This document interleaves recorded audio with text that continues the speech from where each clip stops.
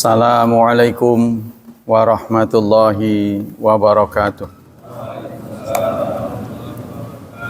Innal hamdalillah nahmaduhu wa nasta'inuhu wa nastaghfiruh wa na'udzu billahi min syururi anfusina wa min sayyiati a'malina. May yahdihillahu fala mudhillalah wa may yudlil fala hadiyalah. Asyhadu an la ilaha illallah wa asyhadu anna Muhammadan abduhu wa rasuluh la nabiyya ba'dah. Allahumma salli wa sallim ala nabiyyina Muhammad sallallahu alaihi wasallam wa ala alihi wa sahbihi wa man sara ala nahjihi ila yaumiddin, amma ba'd. Ayol ikhwah, kajian akidah pagi ini adalah tentang su'alul khalqi, meminta sesuatu kepada sesama. Karena kita manusia berarti kepada manusia, minta kepada manusia. Dilihat dari sudut akidah. Apa definisinya su'alul khalqi? Huwa tawajjul makhluk lil makhluk hayyan kana au mayyitan. Permintaan yang diajukan oleh manusia kepada manusia saat hidup atau sudah mati. Yang diminta tuh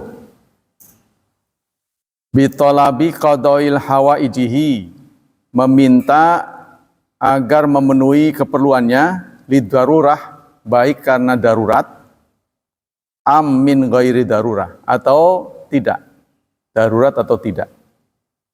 Jadi yang akan dibahas di sini adalah permintaan seseorang manusia kepada manusia, baik yang diminta itu masih hidup atau sudah mati, baik karena ada kepentingan atau tidak. Status hukumnya, yakhtalif hukmu su'al biikhtilafil ahwal. Tentang permintaan ini ya terjadi perbedaan kondisi. Wa tajri alai jamil ahkam taklif, dan berlaku padanya hukum taklif. Hukum taklif kan ada 5.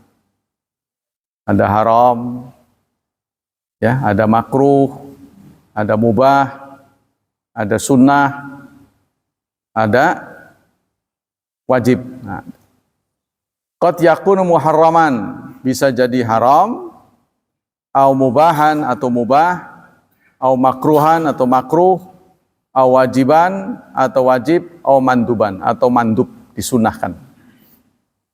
Pertama, fayakunu su'alu muharraman idza kana li ghairi hajat. Permintaan kepada manusia itu dinyatakan haram apabila tidak ada kepentingan. Kita tidak butuh minta. Ya, karena hobinya minta. Kaman sa'ala wa huwa ghaniyun. Seperti orang yang minta, ya, dia cukup, ghani, kaya. Orang kaya tapi minta. Au azhara mina faqri, atau dia memperlihatkan kemiskinan padahal enggak. Wal fawqa fawqa ma bihi, atau memperlihatkan kebutuhan padahal tidak. Wa man huwa qadir ala kasbi, dan orang yang mampu kasab, mampu usaha, ya bahasa anunya bisa cari duit tapi minta-minta. Itu minta-mintanya haram. Qala Syekhul Islam wa su'al khalqi fil asli muharram. Minta kepada seseorang sesama asalnya hukumnya haram, lakin ubiha lid darurah, tapi dibolehkan karena darurat. Wa tarkuhu tawakkulan 'ala Allah afdal. Tapi tidak minta, bertawakal kepada Allah itu lebih baik. Ya, jadi hukumnya itu pertama. Yang kedua, status hukum minta mubahan. hukumnya mubah idza kana lid darurah, karena darurat, au hajatin atau hajat. Jadi ada kepentingan mendesak. Kaman tahammala hamalatan, seperti orang yang punya beban, au man bi faqah, atau ada sakit. Ya. Kena musibah. Au asabathu haijatun wa nahwi dzalik. Ya, tertimpa musibah dan lain sebagainya. Qala Nawawi, Imam Nawawi mengatakan, wa amma su'alil muhtaj al-ajiz anil kasbi falaysa biharam. Adapun meminta untuk orang yang butuh dan dia tidak mampu usaha, maka bukan haram. Wala makruh, bukan makruh. Sarah bihi Mawardi wa huwa zahir. Dijelaskan hukum ini oleh Mawardi. Bukan makruh, bukan haram. Bukan makruh, bukan haram, berarti bisa wajib, bisa mubah ya. Sisanya kan 3. Wa yakunu makruhan, yang ketiga adalah makruh. Idza kana indal mar'i ma yakfihi, apabila dia punya kecukupan minta. Walam yadhhar min al-faqri wal faqa fawqa ma bihi. Wa qaryal Imam Ahmad al-mas'akullah. Dan tidak ada kemiskinan. Jadi kita minta sekalipun pada orang itu ya. Seperti yang sering terjadi ya. Jadi ada orang yang hobinya minta aja, minta. Itu setidaknya hukumnya makruh kalau tidak ada kalau dia cukup. Walam yadhhar min al-faqri wal faqa fawqa ma bihi. Tidak ada kebutuhan. Tidak ada keperluan melebihi kebutuhannya. Minta. Sebab itu akan menurunkan derajat kita. Ya, kalau kita tipenya menjadi peminta-minta. Lain hal kalau dikasih. Yang keempat, yakunu wajiban. Ada lagi hukumnya wajib. In kana fi tarkihi halakan li nafsi. Kalau ya enggak minta akan menyebabkan kematian. Ya, jadi dia minta, karena kalau nggak minta akan ada kematian. Ya, ini hukumnya wajib. Yang kelima, yakunu manduban. Hukumnya sunnah. Liman yas'al li ghairihi i'anatan lahu. Disunahkan untuk orang yang meminta karena menolong, untuk menolong orang lain.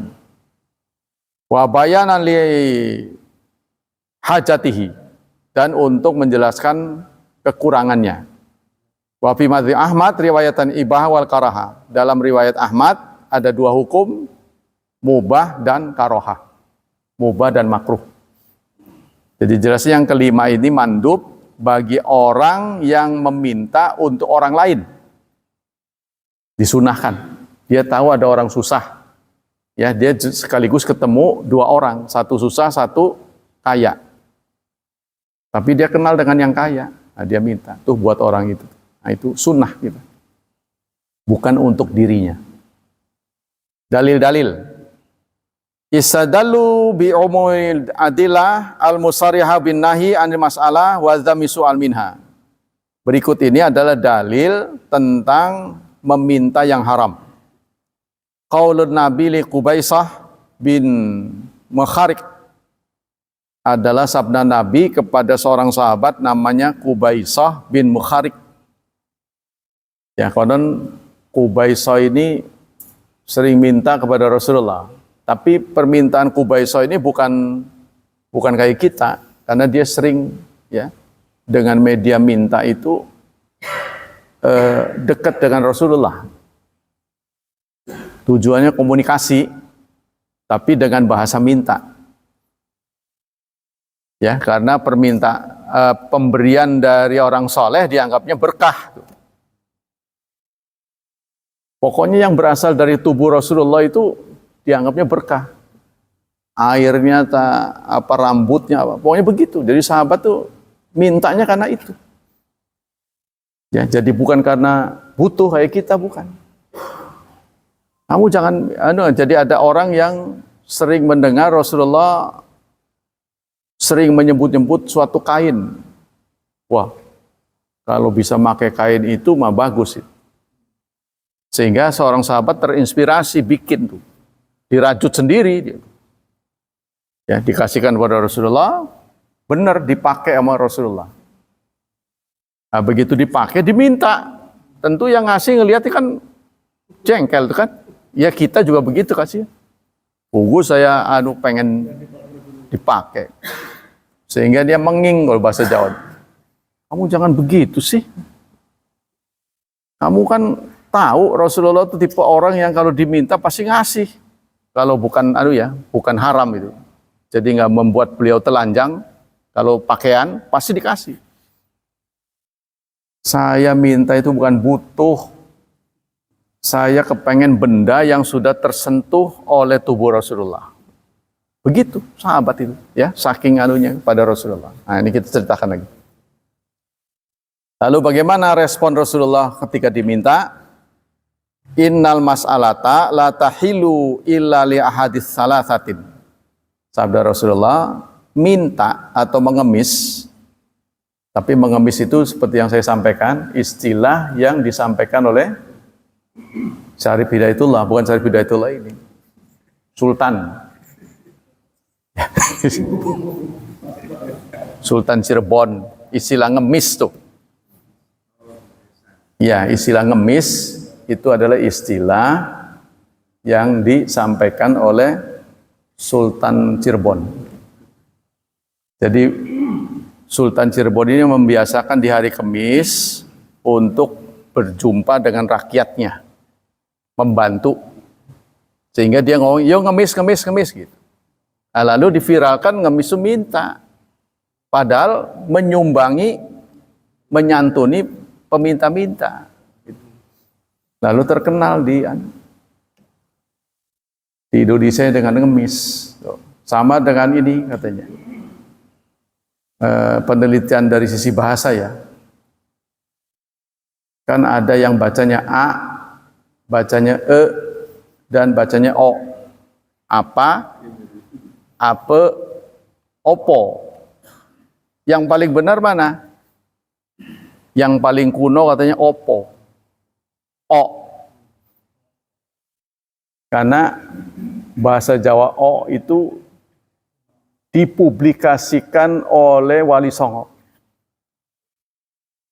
Masa iya? Iya, karena dia menguasai bahasa Arab. Kan bahasa Arab ada O-nya, zo, so itu. Nah, jadi apa juga opo dibaca opo. Jadi maksudnya apa dibaca opo itu terpengaruh oleh tulisan Arab. Sama dengan laki-laki dipanggil Iwan, perempuan dipanggil Wati. Itu asalnya dari ikhwan dan akhwati. Bahasa Arab itu asalnya ya. Laki-laki panggil Iwan, wan di belakang, Setiawan, Haryawan gitu. Wan, Sastrawan. Kalau perempuan Wati itu terpengaruh oleh akhwat, ikhwan. Tuh ya, jadi penyerapannya. Kita kembali ke sini. Jadi Nabi bersabda, ngemis, ya tadi saya sudah sebut ya, minta-minta maksudnya ngemis, itu tidak halal kecuali untuk 3 keadaan. Salah satu dari 3 keadaan. Apa saja? Rajulun tahammala hamalatan. Seseorang yang punya beban. Fahalat laul masalah hatta yusibuha tsumma yumsik. Seseorang yang punya beban, tanggung jawab, ya, maka halal untuknya mengemis sampai kebutuhannya terpenuhi. Tapi sifatnya temporal. Jadi ngemis itu nggak boleh jadi profesi. Jadi dia butuh suatu saat mendesak, maka dia ngemis sampai kebutuhannya terpenuhi. Udah stop. Summa yumsik. Tuh, kata Rasulullah ya. Kemudian dia menahan diri. Stop. 1. Wa rajulun asabathu haijatun. Jaihatun. Seseorang yang tertimpa musibah. Ihtajat malahu. Nah, kalau tadi punya kebutuhan. Yang kedua tertimpa musibah. kan nggak bisa dielakkan kan, musibah kan. Contoh musibahnya sakit, dia butuh biaya, maka halal untuknya. Ya, fahalat laul masalah hatta yusibu kiwaman min ishin, sampai terpenuhi hajatnya. Ya, penyakitnya hilang gitu. Sampai artinya sudah selesai berobat. Al-qala sadadan min ishin, sampai penghasilannya sudah kembali normal. Kalau sakit kan otomatis nggak bisa bekerja, itu kan. Yang ketiga, rajulun asabat faqah hatta yakuma min dzawil hijah. Orang yang mendapati kemiskinan. Kalau yang pertama tadi ada keperluan mendadak. Yang kedua bencana. Yang ketiga memang penghasilannya kurang. Tapi seseorang ngaku penghasilan kurang itu hatta yakuma salasatun min dzawil hijah, harus diperiksa oleh 3 orang yang dewasa. 3 orang yang cerdas lah. Ya, yang memberikan kesaksian, oh memang dia miskin. Penghasilannya tidak mencukupi. Jadi ya kalau ketiga ini ada syarat. Ya, dicek oleh 3 orang dzawul hijah yang mempunyai akal sehat. Tuh. Min qaumihi, dari kaumnya. Ya mungkin RT-nya. Pak RT, wakil RT, sekretaris, atau 3 orang minimal meriksa. Ya, orang ini butuh dibantu. Kalau nggak dibantu nanti kehilangan nyawanya. Ya, karena betul-betul miskin. Laqad asabat fulanan faqah. Lalu 3 orang ini memberitahu, sungguh ya kebutuhan yang mendesak telah menimpa fulan. Nah, fahalat lahul masalah hatta yusiba kiwaman min ishin. Sampai dia bisa menyelesaikan kemiskinannya. Jadi semuanya sifatnya temporal. Jadi pertama, orang yang butuh mendadak. Yang kedua, kena bencana. Yang ketiga dari sisi penghasilan. Tapi harus diperiksa oleh 3 orang. Ya? Ya. Yang meriksa itu kita mah nggak ada ya. Harus begitu. Kalau dulu ada gerakan yang begitu namanya Ikhwanul Muslimin. Ikhwanul Muslimin itu menerapkan kedekatan pemimpin dengan pengikutnya. Ya, itu dengan menginap di rumahnya. Nginep sampai dia tahu, oh orang ini memang butuh dibantu. Ketika mereka menetapkan orang ini butuh dibantu apa enggak, itu nginep dia. Sehingga tahu apa yang terjadi di rumahnya. Kalau kita semuanya butuh sih ya, bagaimana mau meneliti itu? Bagaimana meneliti, semuanya butuh, udah pensiun semua. Nggak ada cukup. Fama siwahunna mina masalah ya kubaisa suhtan. Selain 3 ini, Rasulullah masih bersabda kepada Kubaisah, selain dari 3 ini, wahai Kubaisah, adalah haram. Selain 3 hal ini. Ya, yakuluha sahibuha suhtan. Dimakan menjadi haram. Apa akibat kita makan haram? Doa kita susah diterima. Ya, orang yang mengkonsumsi dari yang haram, ini membuat doanya ditolak. Qauluhu walladzi nafsi biyadih. Lalu Rasulullah melanjutkan, demi zat yang diriku ada di tangannya, li an ya'khudha ahadukum hablahu.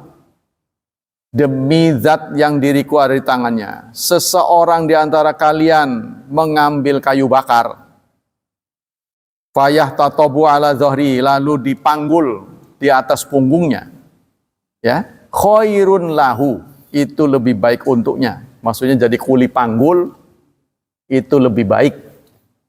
Min ayat ya rajulan fayas aluhu, daripada mengemis. A'tahu aw man'ahu, baik orang itu memberi atau menolak. terlepas dari apa orang bakal ngasih apa enggak, pokoknya ngemis itu buruk. Ya, maksudnya mencoreng harga diri lah. Qala Ibnu Hajar walladzi nafsi biyadihi fa fil qasam ala syai'. Di hadis ini Rasulullah menyatakan sumpah. Sumpah. Orang yang berusaha mencari nafkah seadanya itu jauh lebih baik daripada mengemis. Apalagi memaksa ya. Ya.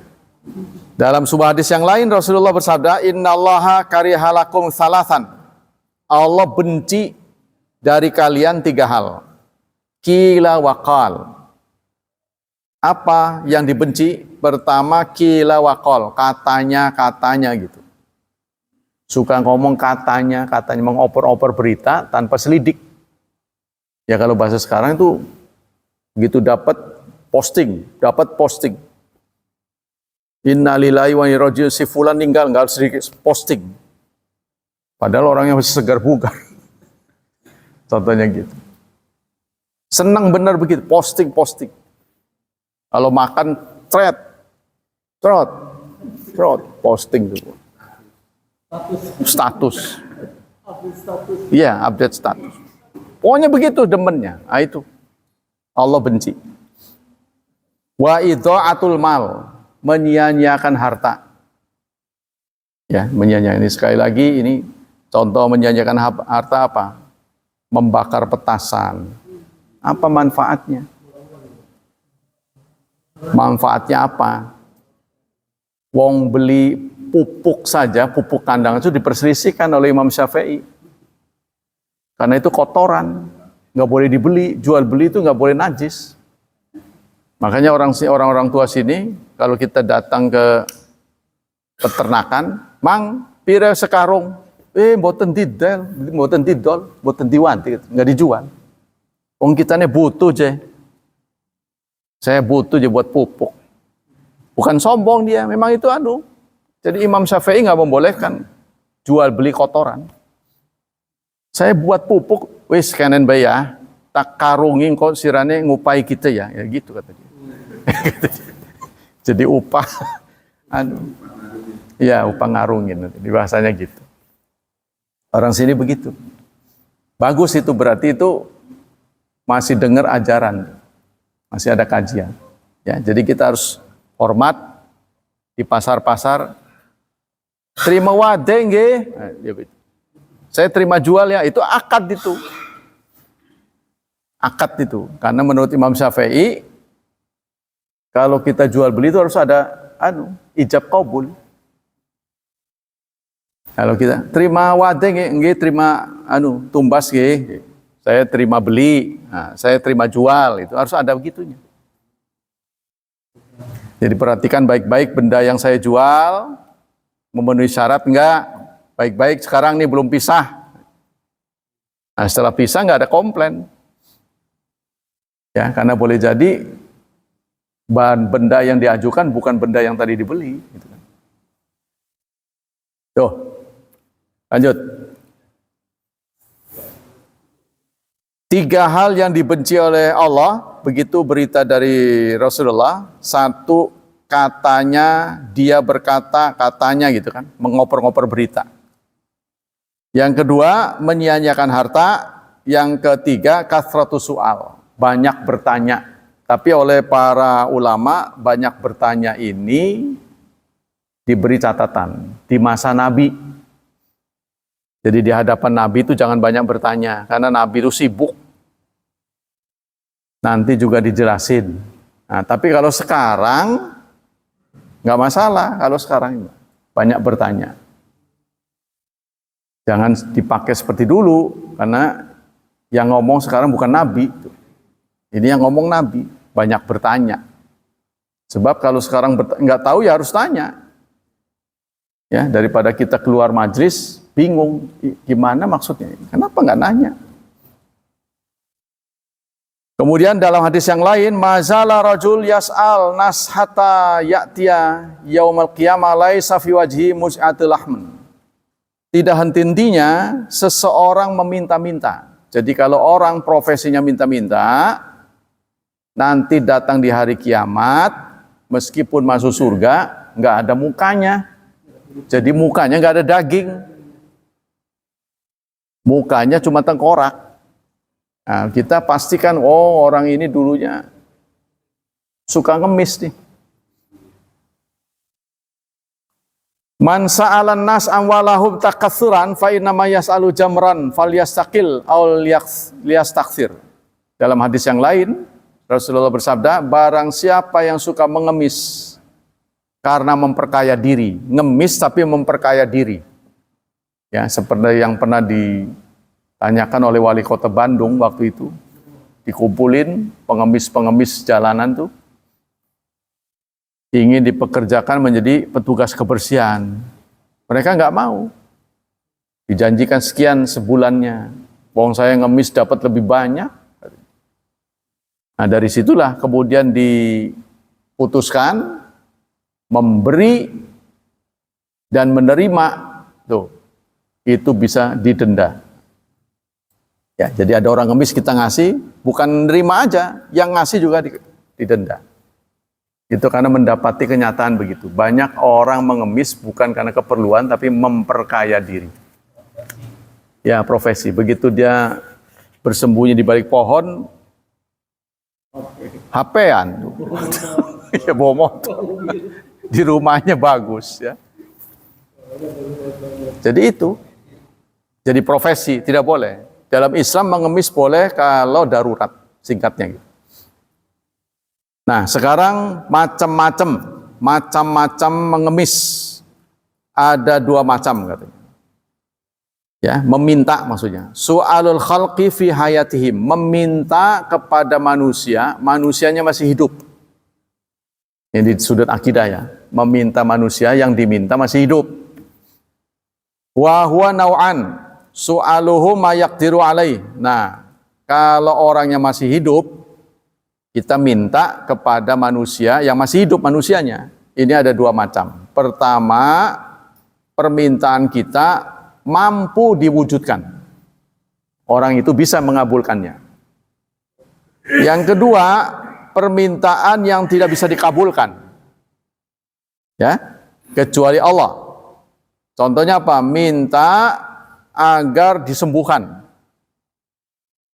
Minta kesembuhan. Tuh, karena kesembuhan kan dari Allah kan. Atau minta dosanya diampuni kepada orang, orangnya masih hidup. Ya, minta kepada kiai, ya kiai, ampuni dosa saya. Nah ini ya, fahadha nau'un minasyirki. Ini adalah bentuk syirik, musyrik. Jadi kita minta kepada orang, hidup orangnya, sesuatu yang dia tidak mampu. Ya, itu musyrik. Jadi kalau kita datang ke dokter minta apa? Minta obat, bukan minta sembuh. Sembuh itu dari Allah. Tapi ada saya seumur-umur berobat tuh pernah mendapati dokter yang konsisten. Sembuhkan saya Pak Dokter. Oh jangan dari saya, mintanya pada Allah kata dia. Saya mah cuma terapi doang. Saya tahu karena dari ilmu yang saya pelajari. Kalau sakit ini gitu. Hasil penelitian. Kesembuhan tetap dari Allah. Itu bagus sekali. Menyadarkan pasiennya. Yang kedua, su'al khalqi ba'da mamatihim. Minta kepada manusia, tapi manusia udah mati. Yang diminta tuh, sudah meninggal. Wa kadzalika ghaibun. Atau orangnya gaib. Orangnya di Jakarta kita teriak-teriak di sini, kecuali pakai HP. Itu juga nau'un minasyirki, bagian dari syirik. Ya, sehingga ada yang mengaitkan ini dengan kata-kata buset. Buset gitu. Buset itu berasal dari Abu Sa'id asalnya. Jadi konon di Betawi itu ada seorang kiai Abu Sa'id. Ya, dia mempublikasikan ente kalau butuh atau apa-apa panggil aneh. Katanya gitu. Kalau butuh apa-apa panggil aneh. Bu Said. Nah, lama-lama karena cepat buset gitu. Buset gitu. Katanya kaitannya itu. Saya kan suka belajar asal usul kata kan. Buset. Ya, etimologi. Asalnya itu kan. Jadi kalau orang tahu sebaiknya dihindari. Ya, memanggil orang setelah orang itu meninggal. Itu tidak boleh. Ya, itu termasuk syirik. Nah, sekarang problematika tentang persoalan ini. Pertama, as-su'alu biwajhillah. Kita minta kepada Allah dengan mengatakan wajah Allah. As'aluka biwajhillah. Saya meminta dengan wajah Allah. Tidak mengatakan saya minta kepada Allah. As'aluka Allah ya. Saya mohon kepada Allah. Enggak begitu, tapi mengatakan biwajhillah. Jadi menggunakan wajahnya Allah. Ya, redaksi itu dengan wajah Allah. Warada anhu. Ternyata ada hadisnya. Qala, Nabi bersabda, la yas'alu biwajhillah ilal jannah. Tidaklah seseorang minta dengan wajah Allah kecuali surga. Tapi wa huwa hadisun dhaif. Hadisnya dhaif. Lakin yashhadu lahu umumun nahi. Akan tetapi ada hadis-hadis lain yang melarang. Ya, antara lain Rasulullah bersabda, mal'unun man sa'ala biwajhillah. Dilaknat orang yang meminta dengan wajah Allah. Wa mal'unun man su'ila biwajhillah. Serta dilaknat orang yang diminta dengan wajah Allah, summa mana'a sa'ilahu. Kemudian dia menolak pemintanya. Maksudnya begini. Kalau ada pengemis datang, lalu dia mengatakan begini, demi wajah Allah, saya meminta karena butuh. Tuh. Ya, kalau dia ngomong itu, maka kita yang diminta harus memberi. Kalau dia ngomong begitu. Tapi kalau pengemis biasa, cuma nggak ngomong apa-apa, minta, gitu. Nah, itu bebas. Ya. Boleh ngasih, boleh enggak. Itu kan tergantung keadaan lah. Tapi kalau ada orang mengatasnamakan Allah dengan meminta, demi Allah saya lagi butuh banget. Kita wajib memberi, walaupun besarannya tidak ditentukan. Ya. Itu sabda Rasulullah. Tsumma mana asailahu malam yas'al hujran. Sepanjang ya, dia tidak meminta sesuatu yang dosa. Saya mau beli ini, Homer contohnya. Atau demi Allah, rokok saya habis, itu nggak boleh. Tapi kalau saya belum makan itu ya, nggak boleh dikasih itu. Karena tidak boleh ya. Atau saya mau beli petasan ini, nggak boleh. Ini ada dua perkara, artinya soal makhluk biwajhillah waqad karyal ulama. Setidaknya, meskipun ada catatan dalam hadis, meminta biwajhillah, setidaknya ulama memakruhkan. Wa qala al-ba'du bi'adamil jawaz. Bahkan ada sebagian mengatakan tidak boleh. Ya anau la yas'alu biwajhillah ilal jannah. Karena seseorang tidak boleh menggunakan istilah wajah Allah kecuali jannah. Wal khalqu la yaqdiruna ala ita'il jannah. Sementara seseorang tidak bisa menjanjikan surga. Ya, jadi kalau meminta biwajhillah, maka isi permintaan itu harus surga. Demi aku meminta dengan wajah Allah, beri saya surga, kan tidak mungkin. Jadi kalau orang menggunakan istilah wajah Allah, yang diminta itu harus surga. Nah kalau minta surga pada manusia kan nggak mungkin, maka itu tidak boleh. Yang kedua, su'alallah biwajhil karim al-jannah, menggunakan wajah Allah al-karim. Ya. Minta surga. Wa ma yastajilmu dukhulaha wa hadza jaiz. Menggunakan biwajhil karim boleh. Jadi kalau menggunakan istilah a'udzubilla biwajhil karim, ya. Itu boleh. Amma umurud dunya fala tus'alu biwajhillah. Karena itu kalau kita minta urusan dunia, jangan menggunakan istilah biwajhillah, dengan wajah Allah. Ya. Li'anna wajah Allah a'dzam min an yus'ala li syai'. Karena terlalu rendah kita minta dunia menggunakan Allah. Wakhtalafu fi hukmi ma radda man sa'ala billah aw biwajhi ala qaulain. Ulama berbeda pendapat tentang orang yang menolak padahal yang minta menggunakan istilah wajah Allah.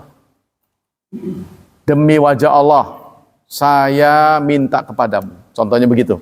Nah, kita yang diminta ini ngasih nggak ngasih hukumnya ada berbeda pendapat. Pertama, yukrahu raddu man sa'ala billah. Makruh. Hukumnya makruh. Kalau kita minta, kalau kita didatangi pengemis, demi Allah, saya butuh. Nah, dia menggunakan istilah Allah, ya, mengatasnamakan Allah. Maka kalau kita nggak ngasih, hukumnya makruh. Au biwajila wa yustahab i'ta'uhu. Dan dianjurkan memberinya. Kalau dia memanggil nama Allah. Orang datang, minta Pak, demi Allah saya belum makan. Nah, jadi kalau mengatasnamakan Allah, ya, kita dianjurkan memberi. Tidak diberitahu sih di sini, ya, isi jumlahnya nggak perlu, nggak ditentukan. Pokoknya memberi aja. Apa uang, apa benda, apa makanan, itu terserah. Qala bihi ba'du Syafi'iyah wal Hanabilah. Ini disampaikan sebagian pengikut Syafi'iyah dan Hanabilah. Atsani yuharam radduhu. Pendapat yang kedua, haram menolaknya. Enggak ngasihnya hukumnya haram. Wa yajibu i'tauhu. Dengan demikian wajib memberi. Wa huwa qaulul Hanafiyah. Inilah pendapat Hanafiyah wa ba'du Syafi'iyah. Yang ketiga, masalah yang kedua, al-istidlal ala istighatsah bil ghaibin. Meminta kepada makhluk yang gaib di luar jangkauan kita. Contohnya kita minta orangnya nggak ada. Ya. Innalillahi fil ardi hadiran.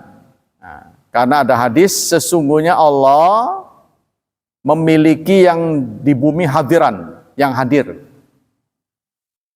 Dari Abdullah bin Mas'ud qala Rasulullah sallallahu alaihi wasallam idzan falatat dabatu ahadikum bil ardi falatin falyunadi ya ibadallah ahsibu ihbisu alayya ya ibadallah ihbisu alayya fa inna lillahi fil ardi hadiran. Dari Abdullah bin Mas'ud, ya, Rasulullah bersabda, apabila kendaraan salah seorang di antaramu, hewan yang kamu miliki, lepas, ya, di tempat terbuka, hendaklah kamu memanggil, berseru, wahai hamba Allah, tahanlah untukku. Wahai hamba Allah, tahanlah untukku. Karena Allah di bumi, ya, mempunyai makhluk yang hadir. Sayuh bisuhu, dia akan menahannya untukmu. Wa ma'na ihbisu ay imna'uha minal harab wa alqafuha wa huwa hadisun dhaif. Ini hadisnya dhaif. Ya, maksudnya kita punya hewan lari, ucul.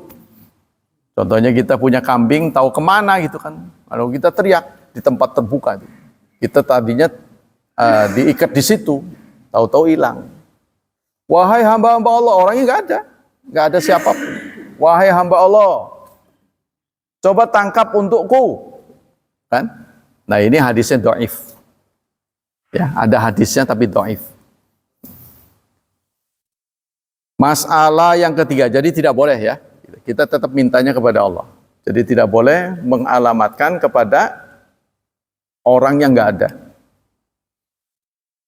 Problem yang ketiga, thalabu doa minal ghair, meminta doa kepada orang lain. Gimana maksudnya? Contohnya kita datang ke seseorang, doakan anak saya soleh, ya. Kita minta pada seseorang. Biasanya minta kepada orang yang kita kagumi. Kiai, ya, Kiai, doakan ya anak saya jadi anak yang soleh, berhasil, lancar dan sebagainya. Dari Umar, diriwayatkan dari Umar, qala ista'dzantun nabiyya fil umrah. Saya minta izin untuk umrah. Fa'adzinali, lalu beliau mengizinkan aku. Lalu Rasulullah bersabda, la tansana ya akhi min du'aika. Jangan lupakan kami, wahai saudaraku, ya dengan doamu. Nah, Rasulullah berpesan pada Umar. Jadi suatu saat Umar minta izin untuk berumrah, ya, sehingga mungkin tidak hadir. Lalu Rasulullah, jangan lupa doakan saya Umar, itu kata Rasulullah. Titip doa berarti boleh. Wa tsabata fi sahih, dan bahkan ini tercantum dalam sahih. Ya. Ini di mana sahihnya? Abu Dawud, Turmudi, hadis sahih. Nah, itu, ya. Kemudian Muslim, ada Muslimnya. Fa in istata'ta ayastaghfira laka faf'al. Zakara Uwaisan Al-Qurni qala li Umar. Nah, suatu saat bahkan Rasulullah berpesan pada Umar. Ini jauh-jauh nih sebelum Rasulullah wafat. Nanti Umar, kamu akan sampai ke Syam. Kamu suatu saat akan memimpin ekspedisi ke Syam. Fathu Syam adanya. Di sana akan ada di sana tinggal seorang hamba Allah namanya Uwais Qarni. Tuh. Kalau kamu ketemu dia, minta agar kamu diampuni dosanya. Maksudnya bukan minta pada dia, diistighfarkan. Ya, minta perantaran dia supaya orang ini mengistighfarkan Umar. Lalu diberi cirinya, nanti di punggungnya ada apa itu? Tompel ya gitu ya. Ada tanda di punggungnya. Nah, Rasulullah wafat itu baru terjadi. Baru Umar sempat ke sana. Saat ada operasi untuk membuka Syam, dia teringat dengan sabda Nabi. Waduh, saya ingat Nabi pernah ngomong, coba cari siapa yang namanya Uwais. Cari, digeledah. Ada. Bukan Cilegon. Dicari. Ternyata Uwais ini orang yang saleh karena dia punya ibu, kan? Punya ibu, dia kalau sholat nggak lama terus pulang, nggak lama pulang. Orang penasaran, ternyata di rumahnya ada ibu yang dia asuh, diberi makan, pokoknya dilayani lah. Ibu yang sudah bed rest ya, singkatnya, udah nggak bisa kemana-mana. Ya, digendong, pakaiannya diganti. Itu yang membuat beliau nggak bisa lama di masjid. Nah, itu doanya diijabah. Jadi Uwais ini doanya manjur. Nanti sempetin kalau ketemu Uwais, kamu minta agar diistighfarkan. Nah, itu pesan Rasulullah. Berarti ini boleh kita minta kepada seorang. Ya, karena itu sekelas Umar. Rasulullah juga begitu kepada Umar. Jangan lupa doain saya. Kan Umar mau ke Baitullah kan. Jangan lupa doain saya. Tuh ya. Fa in istata'ta ayastaghfira laka faf'al. Kalau kamu bisa ketemu Uwais, tolong ya minta pada dia agar diistighfarkan. Kalau bisa. Ya. Dalat hadil ahadits ala anna yashra' lil muslim ayatul doa mimman fauqahu. Hadis-hadis ini memberi inspirasi kepada kita, seorang muslim disyariatkan minta doa kepada orang yang lebih tinggi. Tuh, ya. Wa mimman huwa dunahu, bahkan kepada yang lebih rendah. Contohnya Nabi kepada Umar, ya. Terus Umar kepada Uwais, kepada yang lebih rendah kan? Wa talabun Nabi min Umar ayyad'ulahu. Contohnya Nabi meminta kepada Umar agar Umar mendoakan Rasulullah. Bayangkan, kurang apa rendah hati Rasulullah. Katalabatihi ayyusalli alaihi wa yusallim alaihi wa yas'alullah wasilah. Begitu juga Rasulullah minta tolong doakan saya, bahkan kepada umatnya. Tolong sempatkan selesai adzan doakan aku. Ya kan? Apa doanya? Allahumma robba hadid da'watit tamah wassalatil qa'imah ati berikan Muhammad al-wasilah, berikan wasilah kepada Muhammad. Ini Nabi titip ya kepada siapapun yang mendengar adzan, tolong bacakan itu. Wasilah itu apa ya Rasulullah? Wasilah itu untuk winner, pemenang nomor 1. Dan sekarang pemenangnya 2. Pemenang kedua sekarang sudah. Orangnya 2. Ya, sudah diumumkan. Pemenang kedua ini dinamakan dengan Khalil. Khalil diraih oleh Nabi Ibrahim dan Nabi Muhammad. Karena itu disematkan dalam sholat. Allahumma sholli ala, yang dipanggil cuma 2 kan? Padahal Nabi kan ada 25 yang di list ya. Yang dipanggil cuma 2, karena itu juara kedua. Nah, juara 1 siapa ya Rasulullah? Belum, nanti. Saya berharap yang juara 1 itu akan mendapat hadiah namanya wasilah. Tuh. Saya berharap wasilah itu diraih oleh aku. Tolong doain ya. Tuh pesan Rasulullah. Karena orang yang membiayai pelaku kebaikan kan sama kafa'ilihi dalam hadis ini. Kalau Anda nggak bisa itikaf, jangan kehilangan jurus. Ya. Berikan akomodasi buat orang itikaf. Mudah-mudahan dapat pahala yang sama. Kan? Karena setiap orang kan punya talenta yang berbeda. Ya kan? Contohnya Khalid bin Walid, talentanya perang, seni perang. Abu Hurairah mencatat hadis, Zaid bin Thabit mencatat Quran, ada spesialisasinya. Jangan diganggu itu, nanti kalau diganggu jadi recok. Zaid bin Thabit ditakdirkan Allah umurnya panjang, sehingga ketika peralihan penulisan Quran, aman. Kita kan sekarang tidak ada soal dengan Quran. Nggak pernah dipersoalkan, wih jangan-jangan ayat ini dhaif, mana ada. Kan nggak pernah kan, aman kita. Kitab suci sampai kepada kita dikawal sedemikian kuat, steril. Nah itu melibatkan Zaid bin Thabit yang ingatannya kuat, umurnya panjang. Sampai di zaman Utsman bin Affan, dialek banyak yang berubah. Yaitu tadi apa, opo, apa, ini kan recok nantinya. Maka oleh Zaid bin Thabit itu udah masih ditangani penulisan Quran digandakan tuh. Pertama Quran cuma 1. Tapi umat Islam semakin luas-luas. Gimana kalau cuma 1? Dulu belum ada fotokopi. Maka ditulis ulang. Penulisannya dijaga ketat ini oleh hafidz-hafidz. Sebab salah tulis saja, nah itu akan salah baca. Karena dulu kan belum ada titik. Bayangkan Anda membaca Quran tanpa titik. Rojim bisa rohim. Ada yang masuk Islam belum lama itu membacanya keliru. A'udzubillahi minasyaitonirrahim. Bismillahirrahmanirrahim. Kan tulisannya sama. Ya kan? Keliru dia. Salah. Tuh begitu Pak, mudah-mudahan. Apalagi bagi orang yang menganggap musik itu haram. Mengamen. Termasuk ya kalau memaksa ya, seperti ngelap-ngelap mobil gitu kan. Biasanya. Harusnya dia nanya dulu, boleh nggak? Saya ngelap mobil boleh nggak?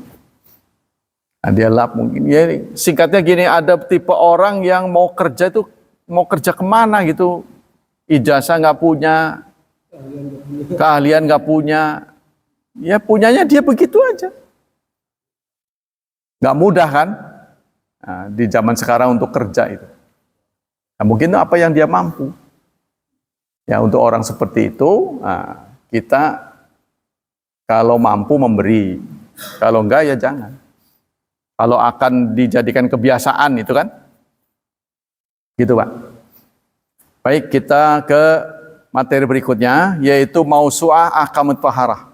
Nah, ini mungkin buku ini akan dibaca lebih dari sekali ya. Nanti akan ada materi-materi yang habis, nah, terutama di hari Kamis. Mau suatu akhlak itu tinggal sedikit lagi. Apakah mau diisi Adabul Mufrad karya Imam Bukhari? Nah, apa ini? Bismillahirrahmanirrahim. Fi fadlil wudu, tentang keutamaan wudu. Hukmul wudu rijal wa nisa jami'an idza kanu min maharim. Status hukum laki-laki dan perempuan berwudu di tempat yang sama. Ya, kalau muhrimnya. laki-laki dan perempuan berwudu di tempat yang sama, mereka terikat muhrim atau terikat suami istri. Kalau suami istri bukan muhrim ya, lebih dari muhrim ya. Kalau di depan muhrim aurat masih ada, ya kan? Tapi di depan suami istri nggak ada aurat, bebas. Nggak ada sunnah pakai-pakai. Asal jangan terjebak tahu-tahu ada tamu ya. Ya, kita kembali sini. Khilafun baina ulama ala jawaz wudu rijal jami'an min inai wahid. Ulama berbeda pendapat tentang kebolehan laki-laki berwudu ya di tempat yang dipakai wudu oleh perempuan. Tapi sebenarnya ini khilaf yang tidak beralasan menurut saya. Sebab kalau diperiksa, ini dalil-dalilnya panjang ya. Laki-laki dipersoalkan boleh nggak berwudu dari wadah yang dipakai perempuan. Itu terjadi khilaf antara boleh dan tidak. Tapi kalau sebaliknya, perempuan berwudu dari wadah yang dipakai laki-laki, semuanya sepakat boleh. Ini kan kesannya minterin gitu kan. Seakan-akan yang bekas laki-laki lebih tinggi gitu kan. Tapi pernah dicontohkan oleh Rasulullah, pernah dicontohkan oleh Rasulullah, istri beliau ya mandi bersama Rasulullah, tangannya bergantian menciduk dari tempat yang sama. Nah, ini membantah itu semua. Jadi maksudnya pada waktu wahyu ini turun masih ada kesan laki-laki itu lebih tinggi dari perempuan. Nah, kesan seperti itu disikat habis dalam ajaran Islam. Ya, karena tuduhan-tuduhan kepada perempuan itu sangat rendah. Dunia ini memandang perempuan sangat rendah di berbagai agama.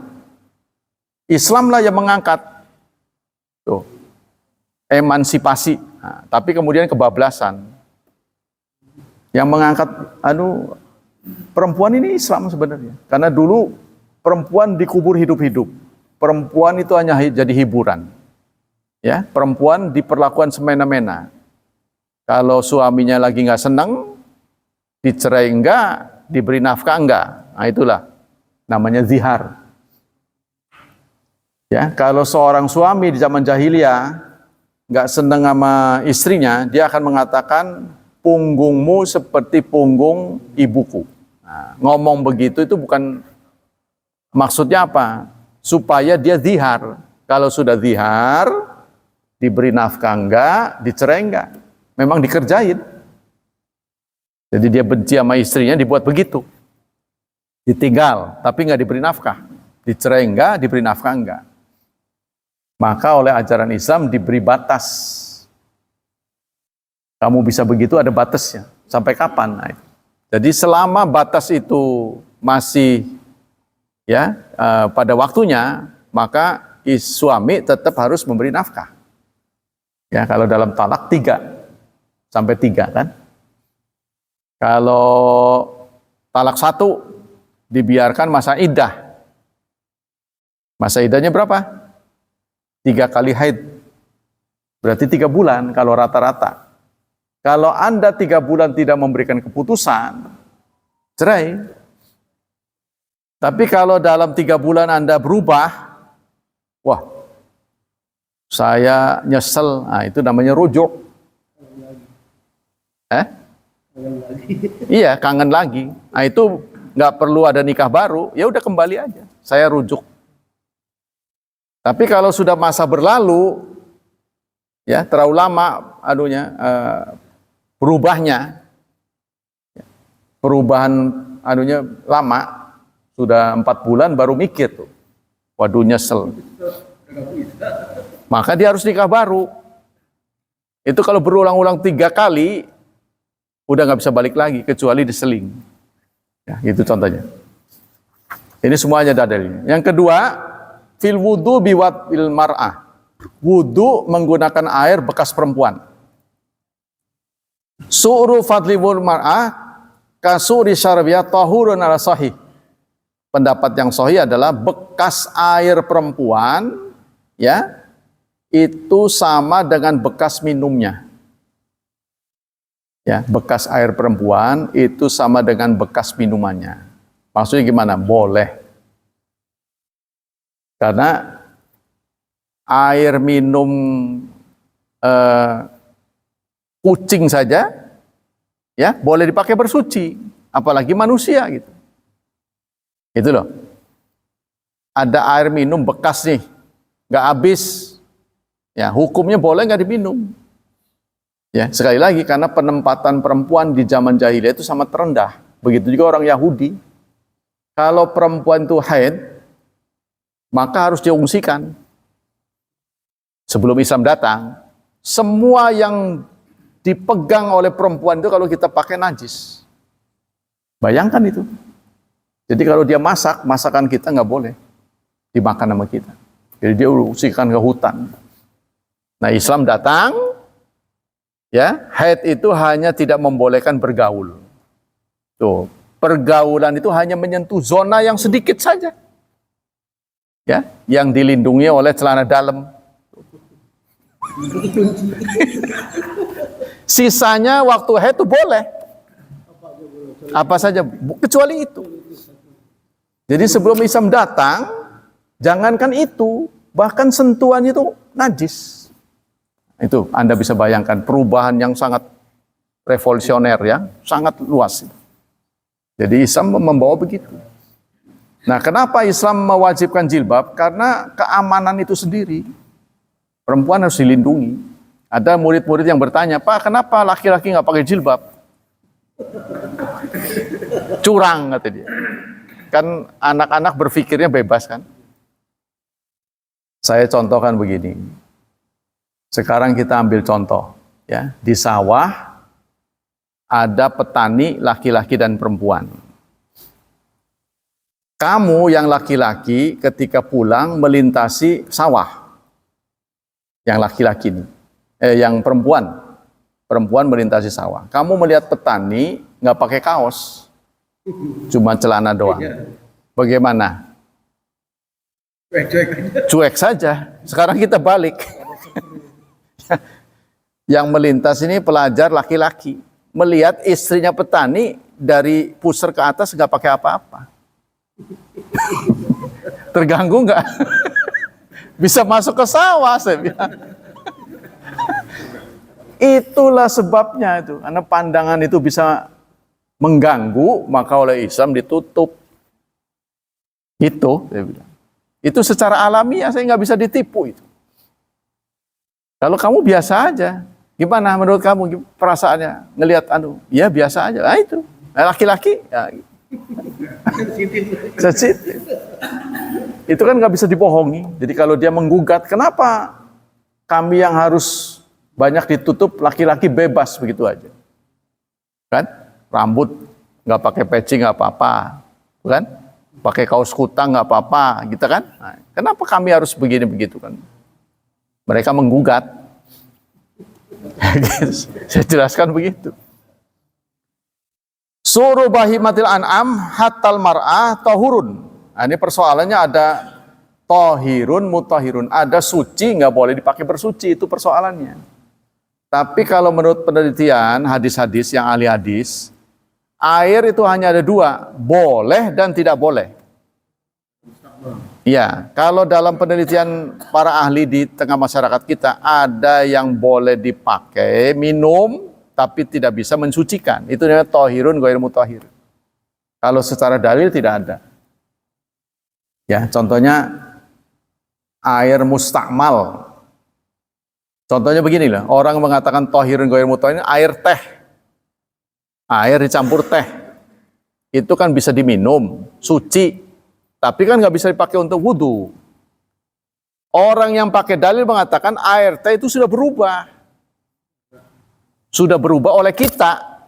Tapi kalau air sekarang di sungai, kan kotor juga tuh. Air kan ada lumpurnya nih kalau lagi banjir. Nih. Boleh nggak dipakai? Boleh itu maka karena bukan buatan kita. Alami. Walaupun dia sebenarnya sudah berubah, hasilnya kan jernih.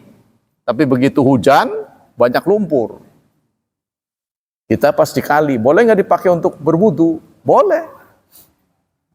Nah, cuma itu bedanya. Apa bedanya dengan air teh? Air teh itu yang buat kita.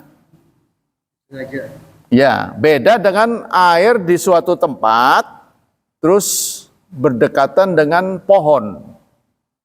Ya, daun-daunnya berguguran sehingga merubah warna di situ. Airnya kan terbatas segini, tapi cukup banyak. Jadi kuning. Nah, itu bukan karena kita, aslinya. Itu tetap boleh. Gimana? Itu dari sisi kesehatan. Dari sisi kesehatan. Bukan dari sisi hukum. Jadi begini. Iya, ada bersih, ada suci. Harus dibedakan. Ada bersih, ada suci. Orang kafir bersih, tapi tidak suci. Orang Islam seharusnya bersih dan suci, tapi kadang-kadang suci, tapi dia nggak bersih. Iya kan? Jadi seharusnya orang Islam itu suci dan bersih. Orang kafir bersih tapi nggak bisa suci karena akidahnya itu. Ya, jadi maksudnya begini. Kalau terjadi orang kafir nih ada najis, dia bersihkan. Terus ada air, dia pakai berwudu. Dia wudu, dia tahu caranya. Terus dia masuk Islam. Pertanyaannya adalah, ketika dia sholat, apakah dia perlu mengulangi membersihkan najis, berwudu lagi, atau cukup berwudu saja? Nah, ini ternyata dia dianggap bersih tapi tidak suci. Jadi kalau terjadi dia berwudu, orang kafir wudunya tidak sah. Dia belum syahadat. Jadi kalau dia syahadat, dia harus berwudu lagi, tapi tidak perlu mencuci najis. Karena dia sudah bersih. Itu yang dipersoalkan di buku ini. Jadi ada bersih dan suci, itu dua hal yang berbeda. Contohnya air jalanan ketika terjadi hujan, ya, itu kotor tapi suci. Masuk kategori ma'fu, karena sulit dihindari, diampuni. Najisnya ma'fu. Sama dengan orang yang beser, sulit menahan diri, ya, tidak terdeteksi lagi apa keluar apa enggak keluar. Kalau ngeladen begitu kan enggak beres-beres sholatnya, ya, contohnya itu. Nah, untuk orang yang terjadi begitu, itu diampuni, karena dia nggak ada pilihan. Islam itu pasti kalau dihadapkan tidak ada pilihan, pasti ada pengampunan. Sama dengan babi haram. Tapi berhubung nggak ada yang dimakan lagi, menjadi wamaniturra ghaira baghin wala fala isma alai. Tapi kalau sekarang yang kita hadap itu manusia, adanya daging manusia saja. Ini menjadi khilaf. Ya, menjadi khilaf. Boleh apa enggak? Karena itu terjadi di Vietnam. Waktu perang tuh melawan Amerika kan. Jadi kanibal. Gak ada makanan lagi, karena kalau dia cari makanan pasti ditembak. Keselamatan diri kan patut, ya, patut dibela.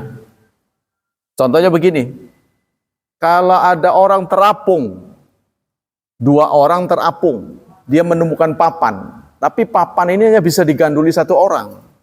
Pertanyaannya adalah, apakah kita meraih papan itu, atau kita biarkan teman kita?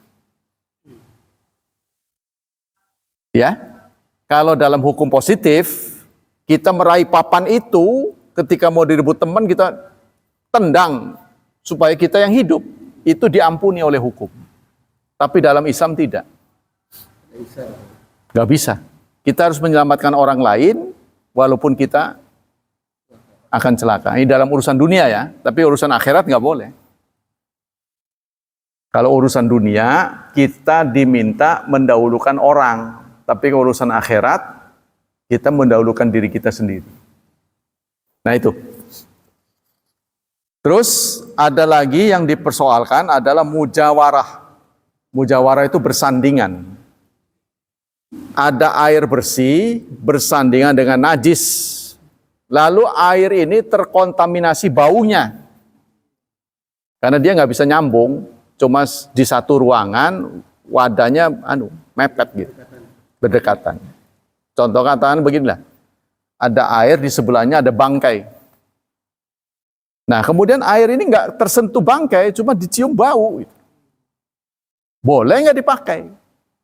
Kan air ini kan isinya 3 kan? Warna, rasa, dan bau. Ya, warnanya tidak berubah, rasanya tetap tawar, cuma bau karena bersandingan dengan najis bangkai tadi. Boleh dipakai nggak? Kalau menurut penelitian tetap boleh. Kalau bau saja. Tapi kalau ketiga ini terpengaruh, ya, meskipun dia bangkai di sini, kok warnanya jadi berubah. Nah, ini tidak boleh. Demikianlah hadirin hafizani hafizakumullah kajian pagi ini. Semoga Allah Subhanahu wa taala melimpahkan pahala yang berlipat ganda untuk kita.